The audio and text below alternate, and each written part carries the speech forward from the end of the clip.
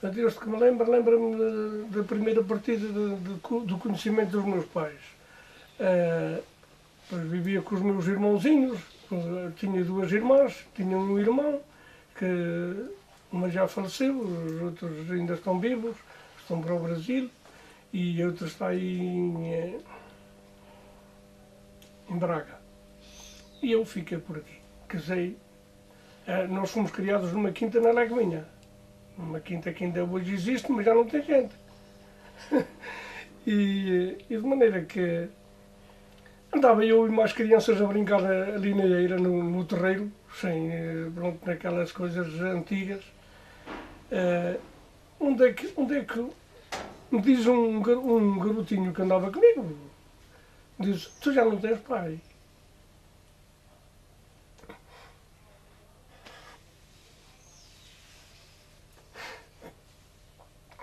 E eu deixo a brincadeira dos meninos e fui escadas acima a perguntar à minha mãe se tinha pai. Pronto. Ela abraçou-se a mim, chorou e eu chorei também, pronto. Fiquei a saber que não tinha pai. Depois dali para diante, nasceu em mim aquela vontade de ficar no lugar do meu pai.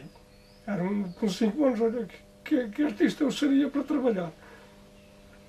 Depois já ia para a ladeira acabar com uma enxada. Acabar amendoeiras e com um tio que chamava Tio Manuel da Cruz, que era tio do meu pai, dos tenho os dois a todos. E era também muito trabalhador e eu fui ele fazer companhia, mas andava todo dia sem parar, embora que não fizesse lá grande serviço. mas trabalhava, porque eu queria, mas cheio de vontade, era voluntário. Ninguém me obrigava. Pronto, essa passagem de criança passou. Depois chegou o tempo da escola, aos 7 anos. Aos 7 anos chegou o tempo da escola. Tínhamos cá uma professora que não me ensinava nada. E então andei lá uns dias e não aprendia nada, não via ali nada de ensino. E disse à minha mãe, minha mãe, para um ano entra o seu professor Laurindo, que era cá de Vilar de Chão. E eu quero entrar com ele, mas me quero com o seu professor do que com a senhora professora. Portanto, eu vou desistir da escola. E ela diz, olha, meu filho, faça como quiseres. Pronto, entrei com 8 anos. Entrei com 8 anos, mas depois saí com 11 perto de 12, mas com o exame da 4ª classe e com distinção. Fiquei aprovado e distinto, porque naquele tempo havia distinções.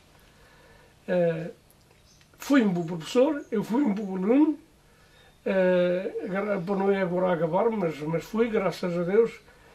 E depois o seu professor disse à minha mãe, Senhora Maria, ponha o vermelho a estudar que lhe vale a pena. Bom, eu sou uma mulher e já sabe que tenho dificuldade em me dirigir e essa coisa toda. Diz, não faz mal, a senhora depois pagará as despesas, mas eu preparo tudo o que é preciso para o seu filho estudar. Bem, o meu irmão era mais velho do que eu, 3 anos, se o Firmino vai estudar, eu nunca mais trabalho. Já era o que ia lavrando com os machos naquela altura, com os machos, ainda tínhamos burros naquela altura. E as minhas irmãs também não deram boca a boca que eu fosse a estudar. Pronto, e eu, como inocente, fiquei. Passados uns anos eu pensei, eu fiz muito mal. A minha mãe que gastasse a minha receita como há de pertencer, que a gastasse, mas eu mais queria ser professor, ou doutor, ou pronto, queria ser um homem estudado, porque não tinha dificuldade com o estudo, do que ficar com a lavoura. E ficou na lavoura? E fiquei na lavoura. Os prédios eram da sua mãe? Os prédios eram da minha mãe, pois, e pronto, naquela altura era ela a cabeça de casal, pois era quem tinha os prédios. E o que é que fazia? Assim ficamos, então, acabei a escola, agarrei-me ao trabalho, o meu irmão era meio malandrote e por tudo e por nada batia-me. Porque eu via que podíamos progredir mais. E às vezes ia-lhe ele, oh, Armando, podíamos fazer assim e assim. Olha, dava-me logo com caras. Cheguei à idade de 15 anos, já me encontrei com capacidade de trabalhar e com capacidade de orientar. E disse lá à minha mãe, disse, olha, minha mãe, tenho paciência, mas eu não posso aturar mais o Armando, o meu irmão, porque ele bate-me e eu para me virar a ele tenho que lhe dar a ferir, porque senão não seguro e depois levo mais. E eu não quero que aconteça isso.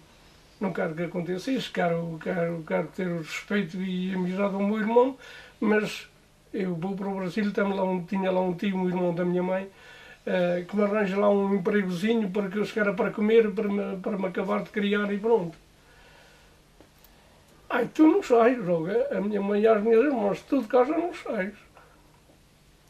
Porque tu és quem nos põe aqui de comer e é quem faça aqui o bem da casa. Então, pai, ele. Eu tinha 15, ele tinha 18, estava moço. Pronto, mandaram-me logo para o outro dia a alfândega a saber se podia ir ainda, que tinha a tropa à frente. Deixaram-me sim, que ainda tinha tempo de ir e vir. E assim foi. Graças a Deus ele teve lá uma vida boa, meteu-se de padeiro, lá o tio arranjou-lhe um emprego e estava bem. Pronto, tem estado bem. E está a dizer que, pelo menos quem me fala dele, diz que tem uma boa casa e que vive muito bem. Eu fiquei aqui, casei com uma rapariga mais ou menos rica cá da aldeia. Já era filha única e tinha muitas propriedades. Eu também fiquei com a casa toda naquela altura. Depois chegou a altura de pedirmos os prédios, pronto, juntei os meus prédios aos da minha mulher e temos vivido bem, graças a Deus. Na agricultura tínhamos olival para lavrar, para tratar e apanhar a azeitona e essa coisa toda para o azeite. Tínhamos amendoeiras para vender a amêndoa e vivermos com o dinheiro. Tínhamos hortas para encher a casa de batatas e de feijão e tudo o que a horta dá. E eu tratava já disto tudo. E tínhamos animais, tínhamos vacas, vitelos e uma junta de machos. Vacas de trabalho que labrava o meu sogro com elas, machos que labrava eu com eles. Eu não me ajeitava com as vacas porque andavam muito devagar e eu queria andar depressa. De maneira que naquela altura ainda não havia tratores, nem tínhamos carrinha, nem tínhamos nada. Acontece que se vivia assim, dessa coisa, os vitelos umas vezes compramos e criámos-los e vendíamos, ganhámos dinheiro neles, outras vezes eram das vacas. Pronto, tínhamos aqui, fazíamos muito estrume, havia aquelas grandes colheitas de trigo, chegámos a colher 1000 arrobas de trigo, e cevada e centeio para os animais e essa coisa toda, tínhamos uma abundância de agricultura. Havia muita gente para quer ir à geira a bom preço.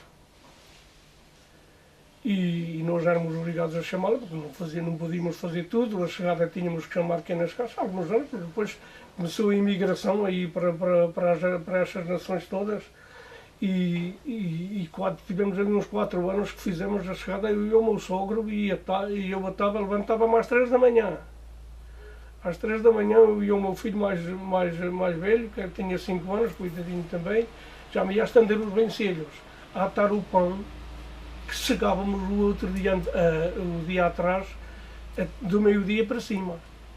Eu estava áspero e então deixava ao lado, de manhã estava-se-me bem, e a minha mulher ia comigo e juntava-nos a pôr os molhos, nos rilheiros, fazia-se aquele rilheiro, chamava-se assim. Pronto, assim aguentei 4 anos. No fim... Ainda não havia malhadeira. Ainda não havia debulhadoras. No fim começaram a vir as debulhadoras. Vieram as debulhadoras. Estávamos encantados da vida. já não era preciso chamar chegadores, já não era preciso andar aí com tanta a carrar o pão, a fazer medas, depois com a malhadeira a malhar o pão na eira. Há para aí uma série de trabalhos e depois aliviaram-se, esses trabalhos aliviaram-se. E ele ia lá levar-nos a cavalo no macho, levava-nos a comer.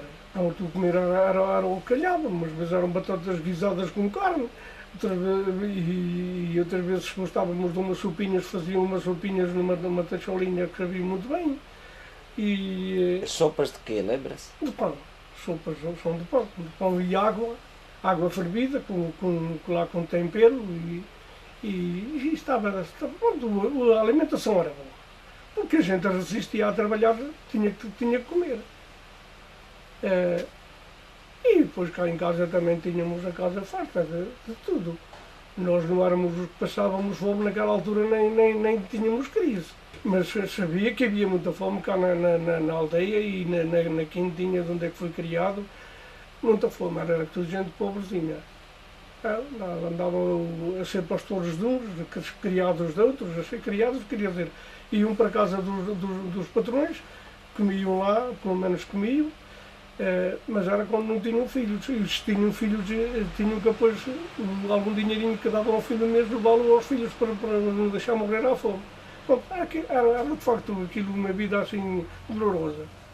Ao fim de 2 anos, acabaram com os lavradores.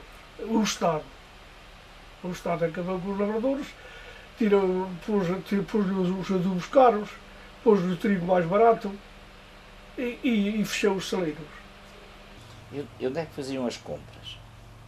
Onde fazíamos As as compras das outras coisas? Por exemplo, havia cá um negociante chamado Manuel Pereira, vendia o azeite, comprávamos o azeite e vendia, dava-nos o coisa, trazia o adubo. Depois a gente comprávamos nas feiras, íamos às feiras a comprar os vitalos, a comprar Feiras é que ia? Onde eram as feiras? Tem o seu Onde eram as feiras? As feiras tínhamos a feira de Chacim, que era a feira do gado. Tínhamos feira de onde é que se comprava bacalhau, onde é que se comprava vestuário e outras coisas, a da alfândega. E também tínhamos o Mugadouro. Mas o Mugadouro ficava-nos mais distante por causa do rio Sabor, tínhamos que atravessar o rio Sabor e então íamos à alfândega a fazer esses sortidos. De resto havia ali um estabelecimento muito forte ali em Castro Vicente, que era de um senhor chamado Ramos. E tinha muita fama. De maneira que ali comprava-se bacalhau, comprava-se muitas coisas também. Não é nada, tínhamos isto à nossa mão. Então, Aqui também já ia à venda, mas pouca coisa. Então o Sabor não tinha ponto para ir para Mugadouro? O Sábado tem uma ponte. Não, sim. Tem e tinha. Uma ponte lá, chamam-la Ponte Remondes. Aqui a senhora até sabe. Chamam-la Ponte Remondes. Mas ficava nos montões. Para ir por a ponte daqui temos de ir. Como é que chama ali? A aldeia Castro Vicente, depois é Porrais. E depois de ser aquela ladeira, é que passávamos a ponte, depois íamos por aí acima, por a estrada, ou fora da estrada, por onde é que havia atalhos. Mas por isso ficava-nos um bocadinho dificultoso. Era melhor Chacim e Mugadouro e Alfândega. Depois este Sr. Manuel Pereira, este tal negociante, comprava a amêndoa e vendia ela por conta dele, e o azeite, e trazia os adubos, pôs um carro de feirantes. Nessa altura já íamos, tanto íamos para Mugadouro, como para Chacim, como para Macedo, como para ali, para a Alfândega. Porque ele levava-nos no carro, podia levar até 20 pessoas. Era aqueles que cabiam lá. Ele tinha um certo número de pessoas que podia levar, porque senão era multado. Era um autocarro ou uma caminhonete? Era uma caminhonete. E vinham cá atrás? Vínhamos cá atrás. De pé? Depois sentados, ele levava lá uns bancos compridos, a gente sentava-se naqueles bancos e lá íamos. Era uma pobreza, de facto, era uma pobreza, mas já era qualquer coisa, já nos sentíamos remediados. A gente estava habituado a todas as misérias praticamente, metia-nos algum nojo irmos na carrinha. Era mal quando alguns bebiam lá uns copitos e depois vomitavam, depois a gente, opa, aquilo era uma fadiga, mas tínhamos que aguentar, pronto. Era a mesma caminhoneta que eu utilizava para carregar areia, para carregar pedra e tudo. Tudo. Era a mesma. E aí onde é que levava a amêndoa e o azeite, os bidões de azeite e essa coisa toda, mas quando era para a feira ia só a carrinha livre. E pronto, e depois no fim, portanto já não se fabricava o pão, já havia mais descanso, olhavas por as oliveiras e começou a fome a aparecer, outra vez. Já não havia palha para fazer estrumos, para estrumar os olivais e fazê-los dar fruto, até hoje, desde essa altura até hoje. Assim fomos emagrecendo, a ponto que eu tinha 3 filhos e tenho-os, por graças a Deus. Pus-os a estudar.